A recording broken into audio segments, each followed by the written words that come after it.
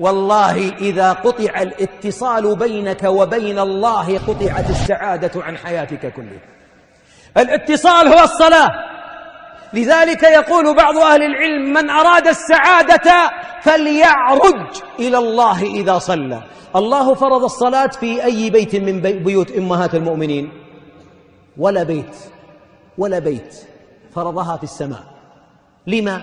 لقدرها عنده، ولا كفر إلا في تركها. قال ابن عباس وغيره: ما في دين الإسلام شيء تركه كفر إلا الصلاة. اللي يترك الصيام عاصي مرتكب كبيرة بشرط أن لا يستحل ترك الصيام. اللي ما حج إلى الآن عاصي مرتكب كبيرة بس مسلم. اللي ما زكى مع أنه بخيل عاصي مرتكب كبيرة مسلم. ما صام عاصي مرتكب كبيرة مسلم إذا ما جحد بوجوب الأركان. لكن ترك الصلاة متعمدا تكاسلا ارتد عن ملة الإسلام في أصح أقوال أهل العلم.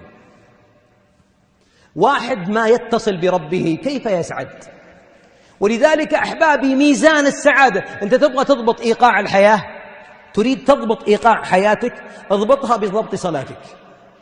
واحد يصلي على الهوى، يصلي الظهر مع العصر والمغرب مع العشاء ويقعد يحك راسه: أنا صليت ما صليت، توضيت ولا ما توضيت، ضايع، حياتك ضايعة. أحسن الله عزائك، الرقم غير صحيح، الرقم لا يوصلك إلى السعادة. لذلك من يوم أن ترى الإنسان يصلي على هواه بلا أن تسأله اعلم أن حياته متذبذبة. الله عظيم الذي أيستوي من يسجد لله سجدة تساوي صلاتي وصلاة من مثلي سجدة. أنا رأيت رجل سجد سجدة في المسجد الحرام 40 دقيقة في جوف الليل، والله 40 دقيقة.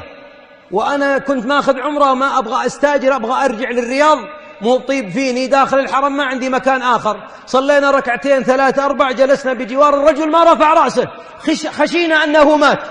فبعد 40 أو 41 دقيقة قال: الله أكبر، إذا وجهه الشمس كأنها في مفرقه وكأنها في وجهه نور. والله لو لم يكن متلذذا بمناجاة الله ما سجد 40 دقيقة.